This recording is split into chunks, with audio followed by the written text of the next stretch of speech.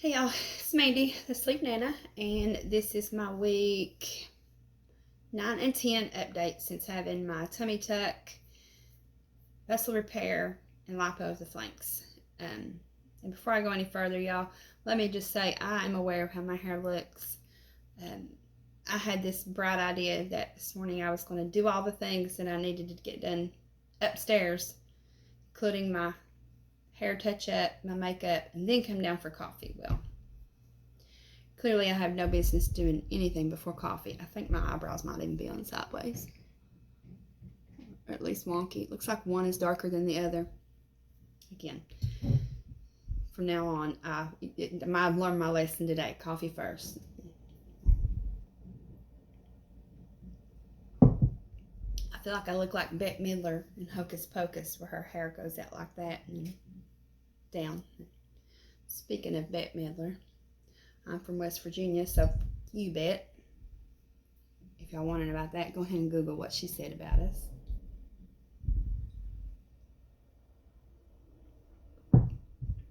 Oh, but she came back and issued an apology. No, she meant what she said the first time. The apology was recommended for her to do. I'm pretty sure. Isn't that how it goes? She was advised to do that, I'm sure. I just don't know why people have to be that way. There's going to be things that are good and bad in every state, every country, no matter where you go. Like, you're going to see some ish everywhere. It's just like, what do you choose to see? What do you choose to focus on? And, to group, everybody in a state together like that is, how are you any better than somebody that does that with gender, race? In my opinion, you're not. Like the movie Wrong Turn. I think everybody thinks that people, that's how West Virginia is. That's not true. I ain't never seen that shit where I live, y'all. It ain't my cousin down the street. I can guarantee you that. Do places like that exist here? I don't know, maybe. But, so, I've lived here my whole life. Well, not my whole life. I lived in North Carolina some of my life. But if the whole state was like that, I guarantee you I would know it. So since I ain't never seen nothing like that, clearly the whole state is not like wrong turn people. And we don't all live in poverty. My family doesn't live in poverty. We all do pretty well, in my opinion. So, suck on that, big toe bet. And we are all educated, too. Girl. Okay, this is not a political channel, so let's not turn it into that today. So I'm going to go ahead and get off of that. But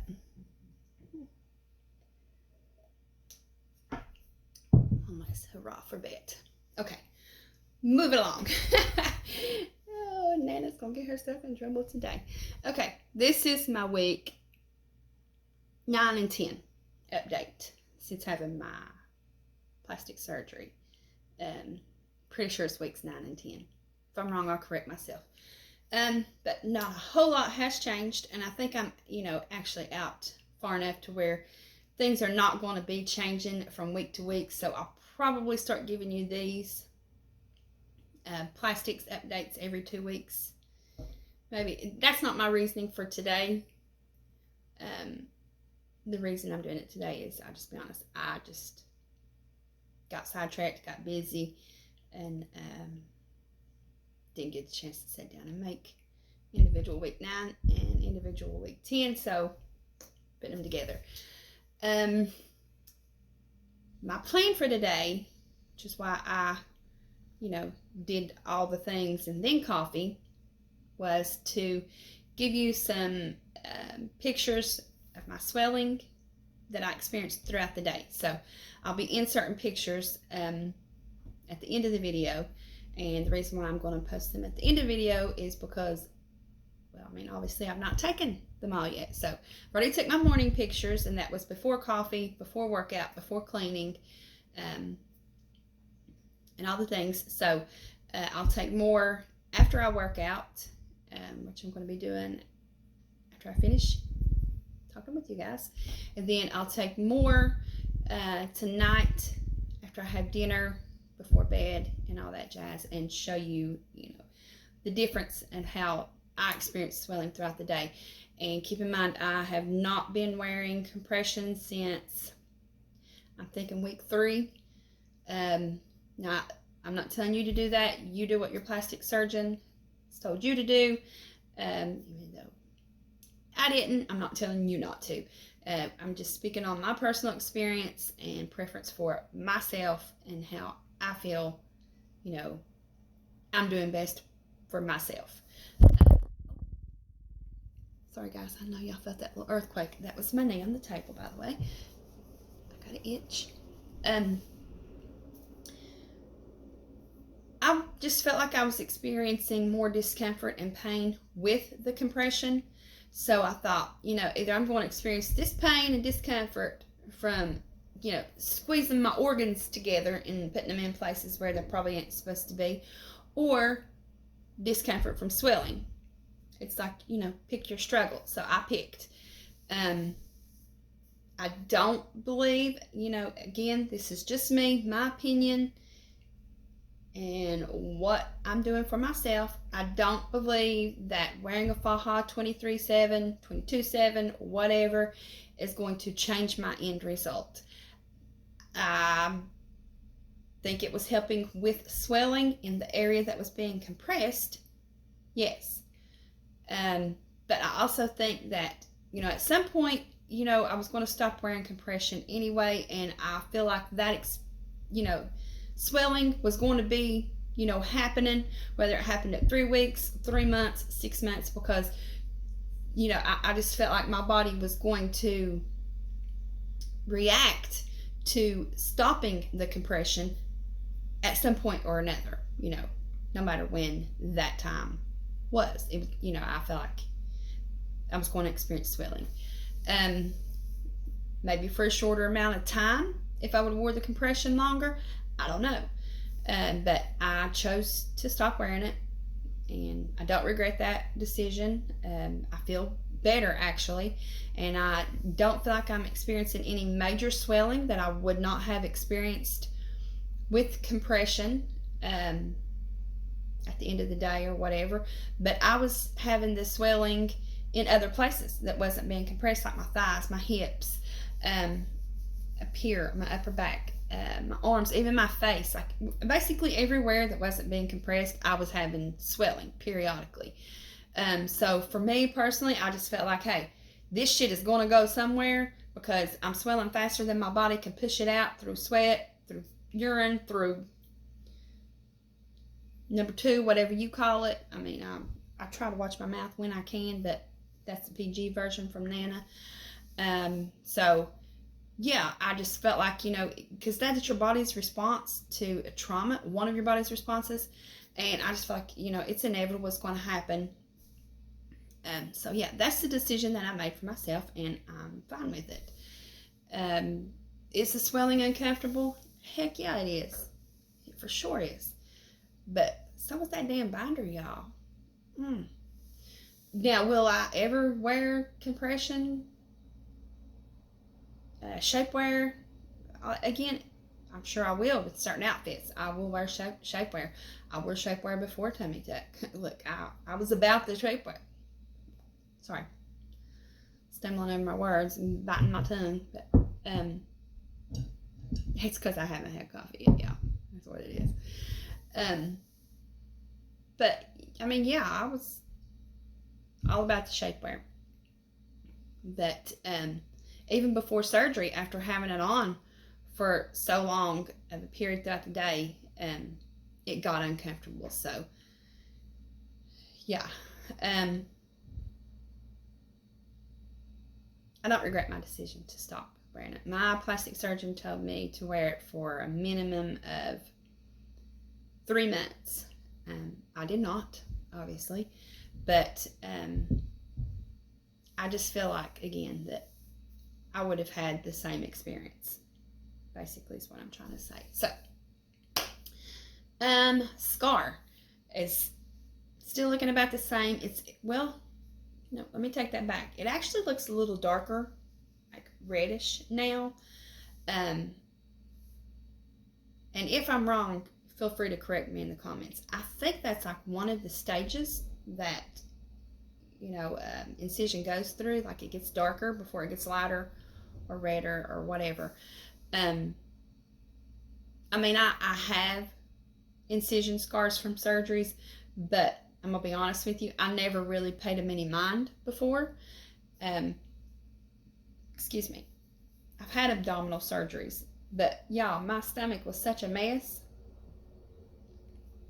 I didn't really pay no mind because I was like, what is it going to matter? Who cares? Like, I'm not spending money on scar therapy. Have you seen all these stretch marks? Have you seen that apron? Like, that little scar was the least of my worries. So I just never paid it any attention. But now this scar is from hip to hip, so it's kind of hard not to pay it some attention because it's just like, here I am, girl. Like, your whole abdomen, which I'm fine with because I would rather have the scar than the extra skin and the apron. Do I still have stretch marks? Yep. And I never thought that this would come out of my mouth. I don't even care that I still have stretch marks. They actually do not bother me. Do I wish I didn't have them? Why, sure. But I don't see them as being as detrimental to my mental well-being as what they used to be. So I think actually what bothered me more once upon a time was the apron, the extra skin, the sagginess, and feeling like no matter how much I worked out that I was just wasting my time because I still had all this stuff to deal with. And I just grouped the stretch marks in there with all the rest of the mess when really I don't even care about the stretch marks. So I don't know. But about, 9-10 years ago is when I really first started wanting a tummy tuck. Like, so bad, y'all, I couldn't stand it. Like, it's like I don't know. It's all I could think about. And I was really discouraged because, I wasn't always overweight. I lost weight once before. About 80 pounds, 75, 80 pounds, somewhere around there. And so I was left with the loose skin and all the things back then.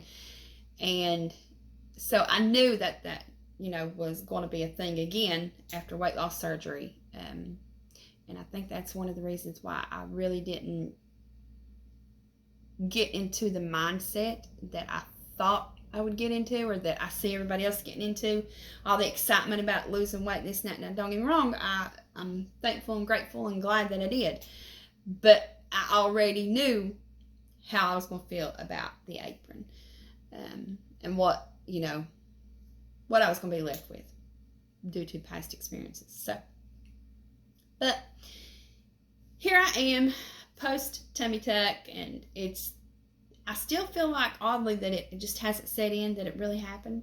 I don't know, but, so this is not something, that I just decided I was going to do at the, spur of the moment and thought, oh, let me just go ahead and go do that. No, a lot of thoughts went into it, a lot of, work and preparing, and because like I said, 9-10 years ago, I really wanted this, but I don't feel like it was the right time. Now, looking back, everything happens for a reason, and I felt like this time it was really meant to be, because, and I said all that because 10 years ago, like I mentioned the stretch marks, I feel like I would have been devastated because I'm left with some stretch marks. So I don't think I was in the right mental place to have had the tummy tuck back then. I think back then I was really expecting perfection, which I guess, everybody's idea of perfection is different. But for me, girl, no. my idea of perfection and achieving that with the tummy tuck, it was over at before I got pregnant. You know, when I got pregnant with my first child, I should have just hung that hat on the rack and been done. Because, but, you know, I had in my head, you know, here I've busted my, you know, to lose all this weight, and, you know, if I get this tummy tuck, I should be looking a certain kind of way, and this and that. And I mean, I knew,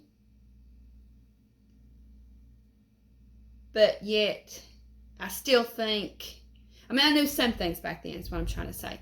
I knew, like, I wasn't going to be tiny here.